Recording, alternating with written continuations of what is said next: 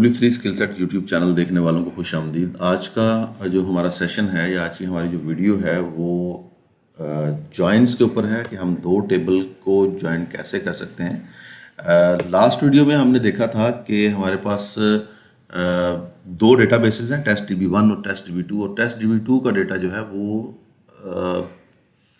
वो मोर और लेस जो है वो रिलेटेड टू एक स्टोर है जिसमें ऑर्डर्स आ रहे हैं और वो कस्टमर्स के साथ लिंक हैं या आइटम के साथ लिंक हैं, प्रोडक्ट्स के साथ या सप्लायर के साथ लिंक है। उसी में हम आज करने ये जा रहे हैं कि हमारे पास जो ऑर्डर का टेबल है, अब ऑर्डर के टेबल में आप देखिए हमारे पास आईडी है जो कि इसकी प्राइमरी की है और कस्टमर आईडी फॉरेन की है। अब ये जो फॉरेन की कस्टमर आईडी है ये कस्टमर टेबल के अंदर है। कस्टमर टेबल में इसका नाम आईडी है, first name, last name, city, country और फ़ोन नंबर है। तो हम ये first name, last name, city, country और फ़ोन नंबर जो है ये हम लेके आएंगे अपने कस्टमर टेबल से ऑर्डर टेबल के अंदर। यहाँ पर हमने एडिशनल कॉलम्स ऐड करने हैं। अब वो कैसे ऐड होंगे, सबसे पहले तो हम एक न्यू क्यूरी लिखते हैं यहाँ पे, और इस न्यू क्यूरी के अंदर आपने इसका नाम बल्कि रख लें लेफ़्ट जॉइन। लेफ़्ट जॉइन क्या होता है, राइट जॉइन क्या होता है, ये थोड़ा सा मैं आपको पहले बता देता हूँ जॉइंट्स की इकसाम क्या होती हैं। सबसे पहली चीज़ जो है, बल्कि एक काम करते हैं हम यहाँ पर कोई पावर पॉइंट टाइप चीज़ ले लेते हैं ताकि हमें जॉइंट्स की अच्छे से समझ आ सके। हमारे पास दो टेबल हैं फॉर एग्जांपल, और दो टेबल से हमने डेटा लेके आना है। तो यहाँ पे जो कुछ भी लिखा है इसको पहले डिलीट कर दें। अब इन दो टेबल्स का डेटा लेके आना है। फॉर एग्जांपल मेरे पास जो पहला टेबल है उसको हम एक सर्कल से कुछ यूँ ड्रॉ करते हैं और एक दूसरे सर्कल से हम यूँ ड्रॉ कर लेते हैं। अब ये दो टेबल हैं हमारे पास, और इन दो टेबल्स में से वैल्यू कहाँ से आ रही हैं, ये जो एरिया है ना सारे का सारा, ये जो ब्लू आ रहा है, जब हम लेफ्ट जॉइन की बात करेंगे तो ब्लू एरिया टेबल 1 का है, ये सारा आएगा। और अगर हम इसकी बात करें तो इसमें भी एक ब्लू एरिया बनता है, ये ब्लू एरिया टेबल 2 का भी इसमें ऐड हो जाएगा, तो ये बन जाएगा लेफ्ट जॉइन। अब राइट जॉइन क्या है, अब ये टेबल 1 हो गया जो ब्लैंक है और टेबल 2 है जो ब्लू है। तो जितना एरिया टेबल 2 का ब्लू है वो, और टेबल 1 का जितना एरिया ये ब्लू आ रहा है, इनको जो हम इनका जो कॉम्बिनेशन है वो होगा हमारा बेसिकली राइट जॉइन।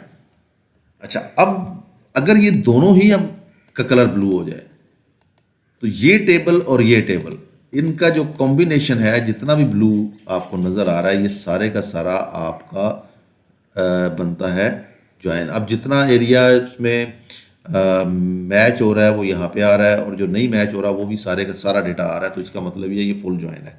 या इसको हम अच्छा, आउटर जॉइन क्या है, आउटर जॉइन ये होता है, मुझे थोड़ा सा इसको ट्रांसपेरेंट कर लेने दें ताकि आपको मैं शेप से समझा सकूं। कहाँ से करते थे ट्रांसपेरेंट, मैं तो भूल गया हूँ। और इसको हम ट्रांसपेरेंट कर लेते हैं, लेट्स से 50%, और ये भी 50% कर देते हैं। अब ये जो दरमियान में डार्क एरिया आपको नज़र आ रहा है ना, जब हम इनर जॉइन की बात करेंगे तो ये सिर्फ डार्क एरिया पिक होगा, यानी कि वो वैल्यूज़ जो दोनों टेबल के अंदर मैच कर रही हैं। और जो लाइट एरियाज़ हैं, अगर हम आउटर जॉइन की बात करेंगे तो फिर हमारा ये जो चीज़ें मैच नहीं हो रही सिर्फ ये आ जाएंगी। तो ये जॉइंट्स की इकसाम है। पहले जो हम जिसकी बात करेंगे वो है हमारे पास लेफ़्ट जॉइन। तो ये जी हम यहाँ पे लेफ़्ट जॉइन की क्यूरी लिखेंगे। सबसे पहले आपने सेलेक्ट स्टेटमेंट से एकदम से इसमें जल्दी नहीं करनी, आहिस्ता आहिस्ता एक एक करके क्यूरी को रन करना है ताकि कहीं पे आपसे गलती ना हो। फ्रॉम डेटाबेस का नाम दें टेस्ट DB1 और sorry test DB2 .dbo .order। अब ये हमारे पास टेबल है, इसको अगर एग्जीक्यूट करें तो ये कुछ यूँ आपको नज़र आएगा। ऑर्डर्स में इसलिए एरर दे गया क्योंकि ऑर्डर इसका अपना कीवर्ड है, तो हमने ऑर्डर के इर्द गिर्द स्क्वायर ब्रैकेट ऐड करनी है। अब ये हमारे पास आ गया जी रिजल्ट ऑर्डर टेबल का। अब मुझे क्या चाहिए था, मुझे इन कस्टमर आईडी के अगेंस्ट कस्टमर टेबल से उसकी भी इंफॉर्मेशन सारी चाहिए। तो मैं क्या करता हूँ, यहाँ पर लिखता हूँ लेफ्ट जॉइन और टेबल का नाम जो है उससे पहले मैंने आपको बताया था कि पहले आप देंगे डेटाबेस नेम डॉट DBO और अगेन आप देंगे टेबल नेम। उसके बाद लिखेंगे ऑन, किस चीज़ के ऊपर है। अब आपका एक टेबल है ऑर्डर्स का और एक टेबल है कस्टमर का। इन दोनों में से आप किसके क्या करेंगे जी, आप कस्टमर आईडी, कस्टमर में से पहला टेबल हमारा ऑर्डर है तो हम ऑर्डर को ले लेते हैं। Order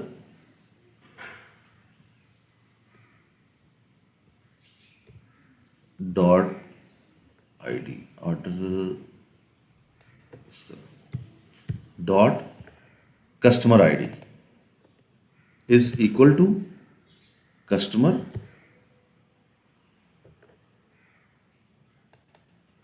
dot ID. अब यहाँ पर जो कॉलम का नाम है वो सिर्फ आईडी है।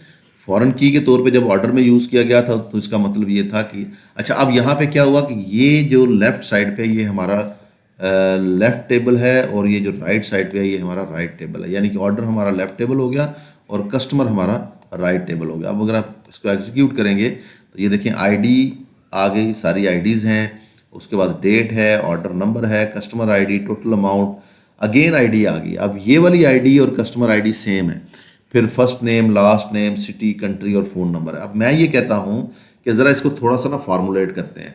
कैसे फार्मूलेट करते हैं ये देखिएगा। मैं स्टैरिक को हटा देता हूँ, पहले मैं ले रहा हूँ टेबल 1 से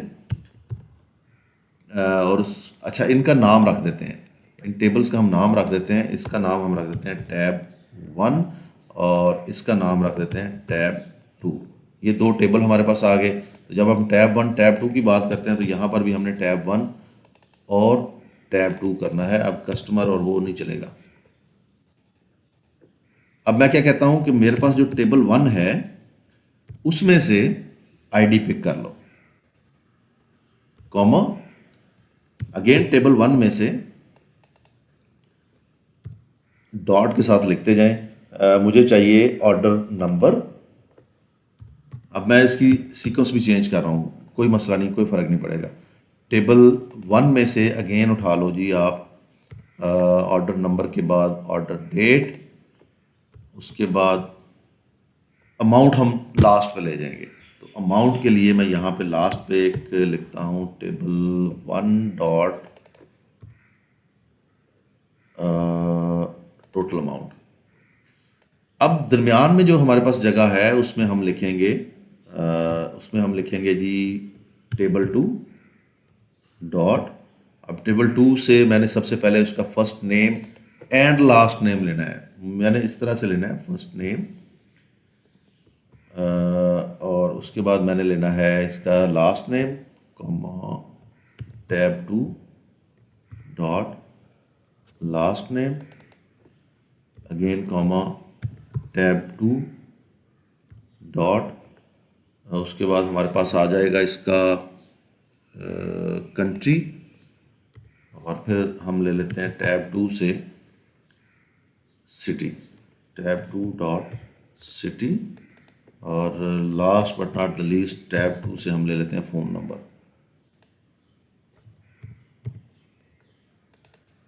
अच्छा, अब हमें ये जो पहला आईडी था इसकी भी ज़रूरत नहीं है, ये भी हटा देते हैं और इसको हम कर देते हैं कुछ यूँ।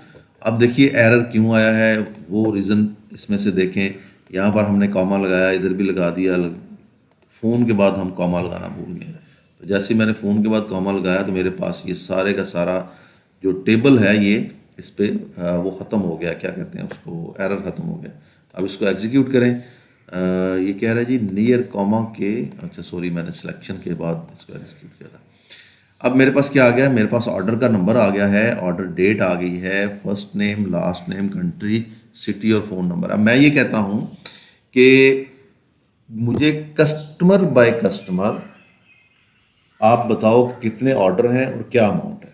इसी डेटा में से आपने निकाल के बताना है जिसके ऊपर आपने लेफ्ट ज्वाइन लिखा है। तो अब आपने क्या करना है कि यहाँ पर इसी क्यूरी के ऊपर एक और सेलेक्ट स्टेटमेंट लिखेंगे, SELECT सेलेक्ट, और इस ये जो आपका टेबल था ना इस टेबल का नाम हम रख देंगे कोई लेट्स से टेबल 3 और यहाँ से इसको हम स्टार्ट कर देंगे।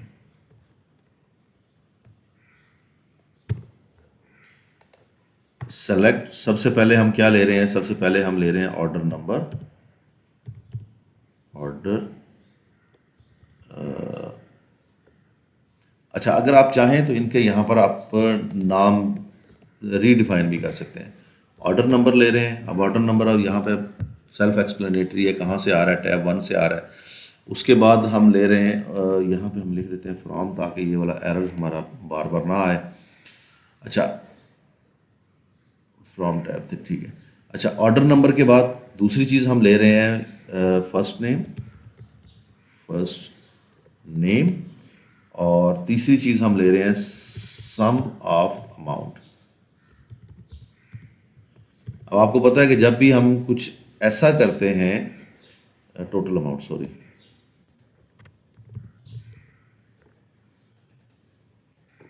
तो हमें इसका ग्रुप बाय करना पड़ता है। अगर हम ग्रुप बाय नहीं करते तो क्या होता है, हमें ये ग्रुप बाय का एरर दे देता है। अब वो कह रहा है कि सिंटैक्स एरर नियर दिस, ज़रा इसको एग्जीक्यूट करें। ये ग्रुप बाय का एरर है बेसिकली। तो आपने इसके एंड पे जाना है और यहाँ पर लिखना है ग्रुप बाय, और ये जो दो कॉलम ऑर्डर नंबर और फर्स्ट नेम है, ये दोनों कॉलम यहाँ पे आपने ले आने हैं। अब देखें, आपके पास ऑर्डर नंबर आ गया, उसके बाद कस्टमर का फर्स्ट नेम आ गया, और उसके बाद अमाउंट आ गई।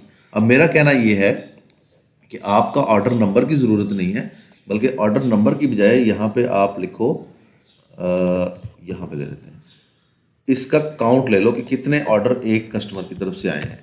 तो हम ले लेते हैं इसका डिस्टिंक्ट काउंट,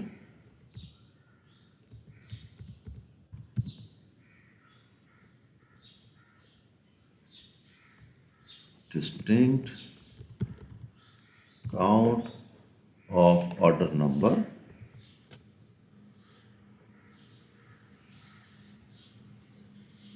फर्स्ट नेम और काउंट ऑफ लास्ट नेम। अब इस केस में हम क्या करेंगे कि ऑर्डर नंबर के ऊपर से जो हमने ग्रुप बाय किया था वो हटा देंगे। अब ग्रुप बाय सिर्फ फर्स्ट नेम हो जाएगा। इसको एग्जीक्यूट करें। अब ये बंदा है, इसके इतने ऑर्डर्स हैं और ये अमाउंट है। अब नो कॉलम नेम, ये हम यहाँ पे ऐड कर देते हैं टोटल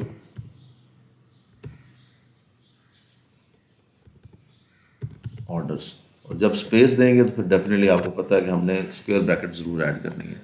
तो ये टोटल ऑर्डर्स आ गए और इसकी अमाउंट आ गई। अब मैं ये कहता हूँ कि मुझे आप बताओ कि एक ऑर्डर का एक पर ऑर्डर अमाउंट कितनी बनती है, ऑन एन एवरेज क्या है।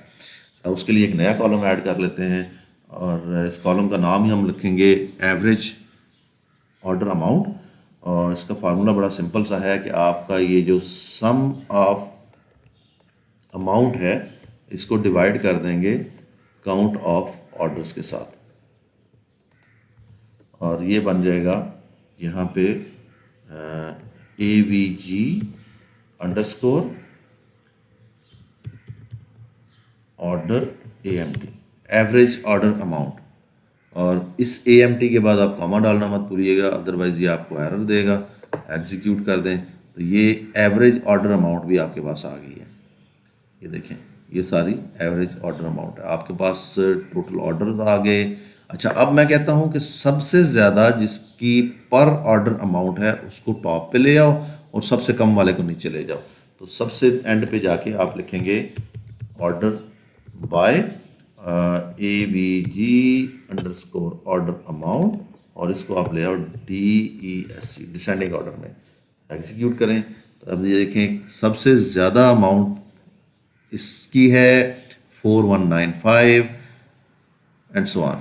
अब मुझे सिर्फ टॉप के 10 चाहिए, बाकियों की मुझे ज़रूरत नहीं है। तो मैं क्या करता हूँ कि सेलेक्ट के बाद यहाँ पे लिख देता हूँ टॉप 10 और इसको अगेन एग्जीक्यूट करूँगा तो मेरे पास सिर्फ पहले 10 आ जाएंगे जिनकी पर ऑर्डर अमाउंट जो है वो सबसे ज़्यादा है। अच्छा, एक काम और करते हैं, इसको हम अमाउंट के ऊपर जाके कर लेते हैं instead of average order amount. हम देखते हैं कि सबसे ज़्यादा बाइंग किसने की है। एग्जीक्यूट करें। अब देखें ऑर्डर बाई तो वही है, सॉरी ऑर्डर बाई, अब ये हो गया अमाउंट हो गया। अब सबसे ज़्यादा अमाउंट किसकी है, वो सबसे टॉप पे आ रहा है और सबसे एंड वाला नीचे चला गया। लेकिन दरमियान में अगर आप देखें तो कहीं पर ऑर्डर या एवरेज अमाउंट जो है वो बाकियों की निस्बत काफ़ी कम भी आ रही है। इसी तरह से आप इसको टोटल ऑर्डर्स के ऊपर भी सॉर्ट कर सकते हैं। टोटल ऑर्डर्स, और इसको एग्जीक्यूट करें। अब जिसके नंबर ऑफ ऑर्डर्स ज़्यादा हैं वो टॉप, सबसे टॉप पे आ गया। अमाउंट उसकी ज़्यादा है या नहीं है वो एक सेपरेट है। तो इस तरह से आप जॉइंस के साथ क्यूरी लिख सकते हैं अपने डेटाबेस के ऊपर। बहुत ज़्यादा प्रैक्टिस कीजिएगा, बहुत ज़्यादा प्रैक्टिस कीजिएगा। क्यूरी जितनी ज़्यादा लिखें, जब भी टाइम मिले अपने अंदर एक वो शौक पैदा करें क्यूरी लिखने का।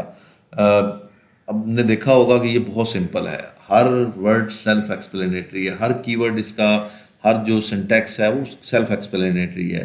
सेलेक्ट का मतलब क्या है, टॉप का मतलब क्या है, ये आप लोगों को भी पता है। काउंट का मतलब क्या होता है, सम का मतलब क्या होता है। जॉइन का भी मैंने आपको समझा दिया कि जॉइन क्या होता है। जॉइन का मतलब ऐसे तो जोड़ना ही है ना, तो लेफ्ट साइड के टेबल के हिसाब से इसको जोड़ दिया। ग्रुप बाय का क्या मतलब होता है ये भी आपको पता है। फ्रॉम, इसके इंग्लिश में भी ये वही इसके मीनिंग्स हैं जो कि सीक्वल में इसके मीनिंग्स हैं। बहुत शुक्रिया, अल्लाह हाफ़िज़।